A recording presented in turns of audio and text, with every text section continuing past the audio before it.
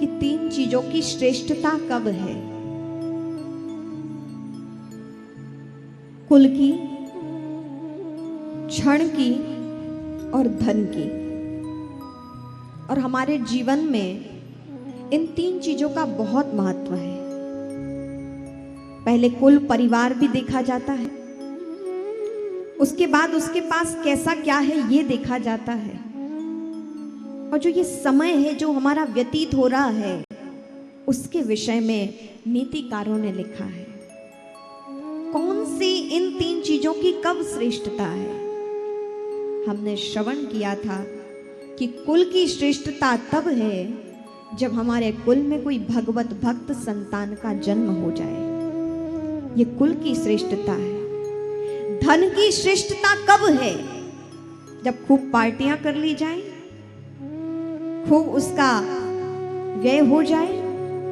नहीं, धन की श्रेष्ठता तब है जब वो धर्म कार्य में लगता है, जब वो दान पुण्य परोपकार में लगता है, तब उस धन की सार्थकता है, धन की श्रेष्ठता है।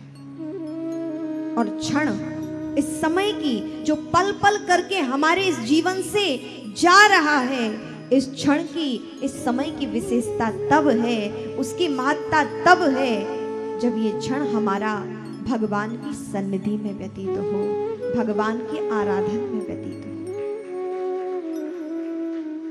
जितनी भी हमने अपने आयु के दिन व्यतीत कर दिए हैं उनका कोई महत्व नहीं है।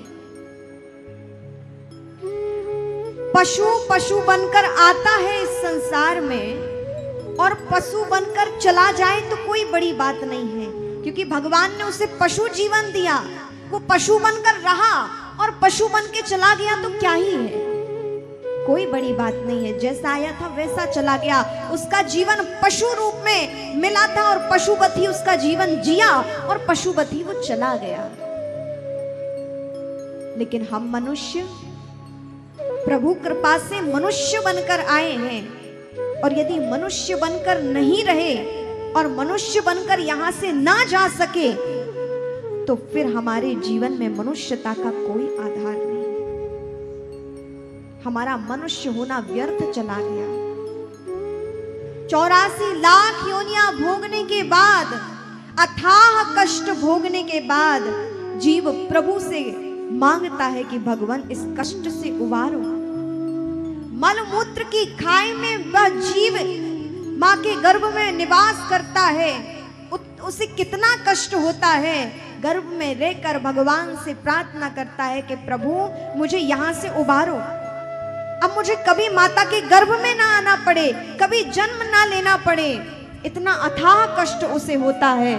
और कहते हैं इस कथा के बीच, इस कष्ट के बीच वो भगवान से प्रार्थना करता है और भगवान उसकी प्रार्थना सुनते हैं और उसे मनुष्य बनाते हैं, उस गर्भ से उबारते हैं। तो हमारे जीवन में यदि प्रभु ने कृपा की, हमें मनुष्य बनाया है, और यदि हम मनुष्य बनकर ना रहे तो हमारा जीवन यूं ही व्यर्थ चला जाएगा। मनुष्य जीवन का क्या अर्थ है? केवल खाना पीना सोना रहना क्या है? जरा हम एक बार अपने इस जीवन का निरीक्षण करें कि हम क्या कर रहे हैं, और आज तक हम इतनी वर्ष की आयु में आ गए, हमने क्या किया और हमने क्या पाया? हमारे पास अब पाने को कुछ भी नहीं है सिवाय खोने के। आयु जा रही है निरंतर, हमसे समय हमारा खो रहा है दिन प्रतिदिन। प्राप्त करने का अवसर तो हमारा चला ही गया। कभी एकांत में जब बैठो, आजकल व्यक्ति को तो एकांत खाने को दौड़ता है। कौन एकांत में रहना चाहता है? महापुरुष एकांत चाहते हैं और जीव मनुष्य क्या चाहता है? साधारण, कि उसे झमेला मिले। हाँ, 4 लोग हमारे पास बैठे रहे, चर्चा परिचर्चा होती रहे, इस झमेले में लगा रहता है। आज हम एकांत से घबराते हैं। कौन घर में एकांत में रहना चाहता है? किसी ना किसी को अपनी ही बालक को भी बालक चाहिए खेलने के लिए, युवा को भी अपनी सखी सहेली मित्र चाहिए वार्ता के लिए, वृद्ध को भी अपने ही उम्र के कोई मित्र चाहिए वार्ता करने के लिए, सुख दुख सुनाने के लिए। इस उम्र में आने के बाद भी हम एकांत नहीं चाहते हैं, हमें समाज चाहिए, हमें बैठने के लिए 4 लोग चाहिए। एकांत से हम घबराते हैं। और आज तो ये सब देखिए, एकांत इसलिए नहीं है कि हम शांति से रह सकें, भगवत आराधन कर सकें। आज एकांत भी व्यक्ति को इसलिए चाहिए कि वो केवल फोन चला सके, है ना। आज ये रोग जो यंत्र, एकांत भी चाहिए तो अपने फोन के साथ समय व्यतीत करेंगे। जरा देखिए इसने क्या किया है। इस यंत्र ने आपसी संबंधों में दूरियां कर दी है। आज एक ही घर में संयुक्त परिवार है तो हफ्ते हफ्ते भर मिलना नहीं हो रहा है। सबके अपने अपने कमरे हैं तो कोई एक तो काम से फ्री नहीं है, और हुआ भी तो सब अपने अपने फोन के साथ बैठे हैं। यदि एक हॉल में भी पूरा परिवार बैठा है तो प्रत्येक के हाथ में अपने फोन है। किसी को एक दूसरे की नहीं पड़ी है कि किसी के मन की बात जाने कि ये किस स्थिति से गुजर रहा है, इसके मन में क्या उतल पुतल चल रही है, किस बात से ये व्यथित है अपने जीवन में। जो थोड़ा भी समय मिलता है हमें तो हम स्वयं के लिए मनोरंजन का साधन उत्पन्न कर लेते हैं और घंटों उसमें व्यतीत कर देते हैं।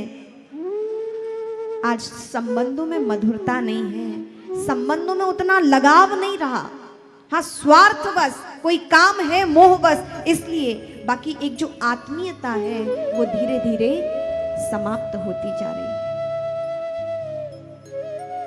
कहने का तात्पर्य ये है कि खाना पीना, सोना उठना और केवल कमाने खाने में लगे रहना, यही हमारे जीवन का कर्तव्य नहीं था।